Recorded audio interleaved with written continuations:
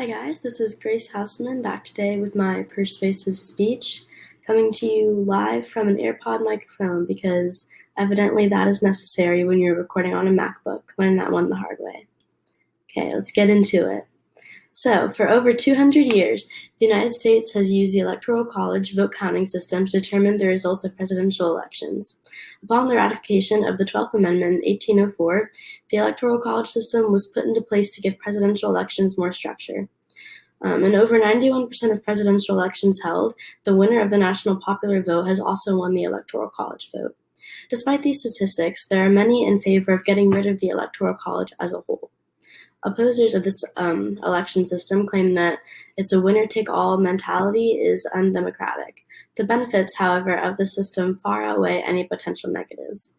We, as a democracy, should not abolish the Electoral College because it provides a fairness, ease, and level of certainty to election results that benefits the U.S. as a whole. The presence of the Electoral College system creates a fairer and more equal environment in regards to state representation in presidential elections. In an article from smartasset.com, it is mentioned that the Electoral College keeps smaller states relevant in national policies.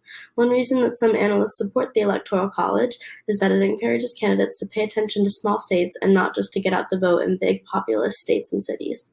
The Electoral College gives small states more weight in the political process than their population would give them if we base presidential elections on the popular vote.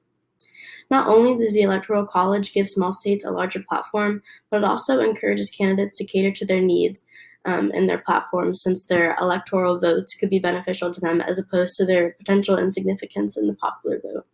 In an article by Alan Guelzo in National Affairs, he states that a key argument to keep the Electoral College is that the process is integral to America's federalist philosophy. Federalism involves diffusion of powers among federal, state, and local governments rather than a strong central government. The Electoral College is enshrined in the U.S. Constitution, but states are allowed to determine how electors are selected. Small states and large states have their say in each presidential election based on each state's popular vote. Eliminating the Electoral College would open other institutions to reform. Opening federalism to review would eliminate the need for U.S. Senate because senators represent entire states rather than single voters. State governments would also lose their say in national affairs because electoral votes offer units of influence in elections. Guelzo also said that getting rid of the Electoral College would leave the United States open to messy preliminary-style elections. Another argument for the Electoral College is that it is a way of maintaining ease in presidential elections.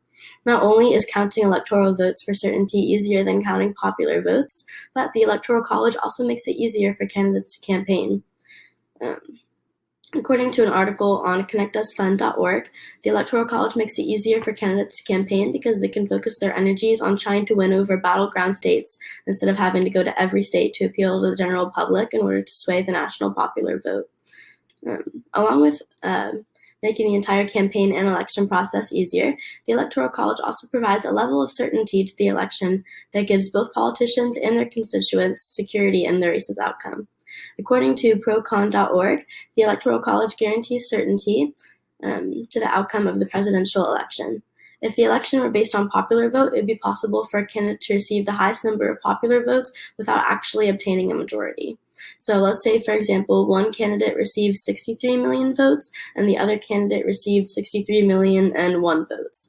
So while one candidate may technically have more votes than the other, this outcome or anything similar is not enough to be entirely certain of a candidate's victory. One person's vote should not decide the presidency. The occasional miscount and lost vote could also come into play here, making popular results that are done this close hard to call, and definitely difficult to be confident in. With the Electoral College, this problem is out of the equation. Having the winner-take-all electoral point systems decreases the likelihood of margins like this. In a 2008 MIT conference on the Electoral College, Judith Beth stated that a popular vote presidential election would create chaos due to a 50 Florida situation, referring to the election deadlock that took place after the presidential election of 2000 in the state of Florida. Best continued to explain that electoral vote margins tend to exceed popular vote margins for winning presidential candidates. So state voting blocks make ties rare, and popular votes remain an informal check on the president. and that a popular vote election would likely require a runoff mechanism in cases where no candidate receives a majority of the votes. In conclusion, the Electoral College provides us with a fairness, ease, and level of certainty that in presidential elections that would be incredibly detrimental to abolish. Thank you.